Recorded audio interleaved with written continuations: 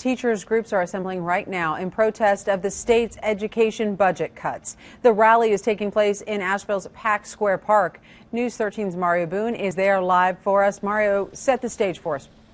Well, these teachers gathered behind me say they're mad and they're fed up. They're not taking it anymore. And let me show you a live look at the teachers gathered here in red. This all has to do with the recent budget that was passed by the GOP-controlled General Assembly, a budget that these teachers say cuts their pay, doesn't provide for raises, increases class sizes, a whole host of things, eliminates hours for teachers' assistants. And you can see this is a moderately group in size, and again, they're upset, and they are wearing these red shirts as a symbol of their unity to fight back against what they say are draconian budget cuts to education in North Carolina. I have with me now Rodney Ellis. Step on in here, Rodney Ellis, the president of the North Carolina Association of Educators. Rodney, what's this all about? Why is your group so upset today?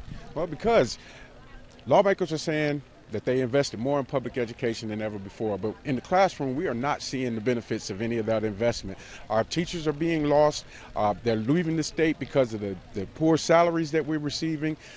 We have lost teacher assistant positions.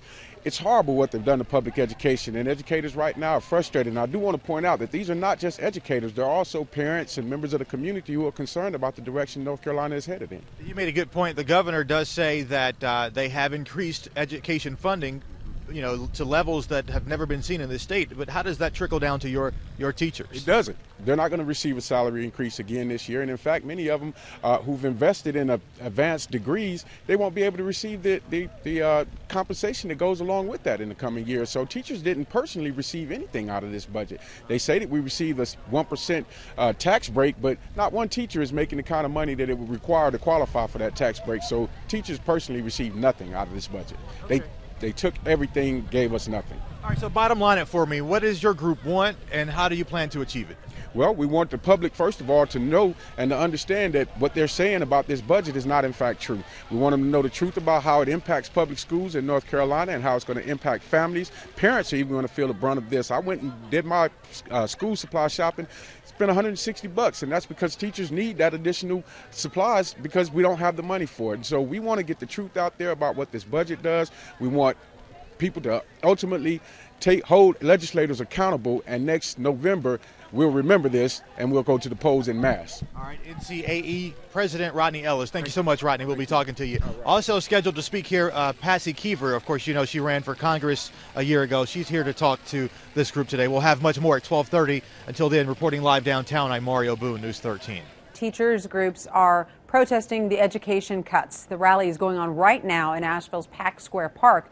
So we're going to go back out to Mario Boone, who's been there since before it started. What's happening at this point?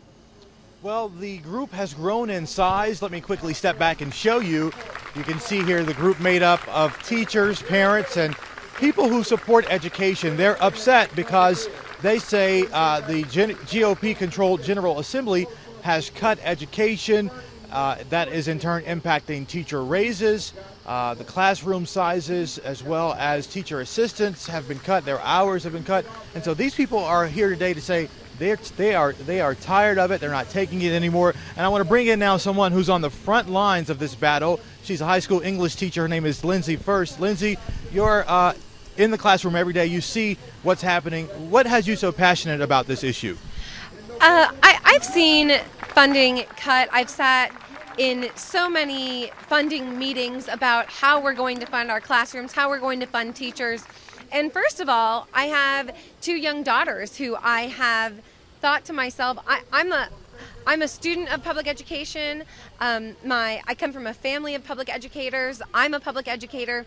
And for the first time, I've thought, are public schools going to be good enough for my children? What will be left for my children when it comes time for them to come in the classroom? Because I'm inside the system, I've sat in those funding meetings. Also, tell me this. What do you guys want to see happen from? You're taking these tours all across the state. What is your message you want lawmakers to get, and what do you hope they do as a result of this? Lawmakers need to know that education is an investment. Taxes might be a dirty word, but this is how we invest in society. We invest this way through, we invest our taxes in police and fire and libraries, and there are so many other ways that we realize that taxes are good for business and good for our state.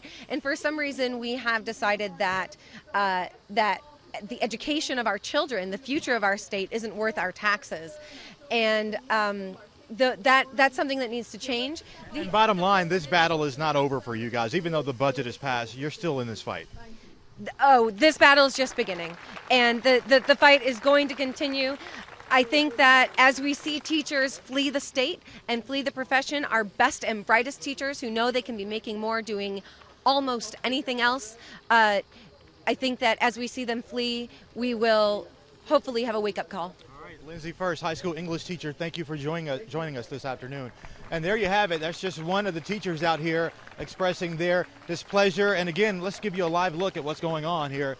The teachers group, and it looks like they're disbanding right now, but their message to lawmakers is they want to see more investment in education. Of course, the other side of that is the Republican lawmakers say they have increased funding for education more than any other time in our state's history. So coming up later on the news tonight, we'll have more from that side of the coin as well, talking about how much more money has been invested in public education. Reporting live in downtown Asheville, I'm Mario Boone, News 13.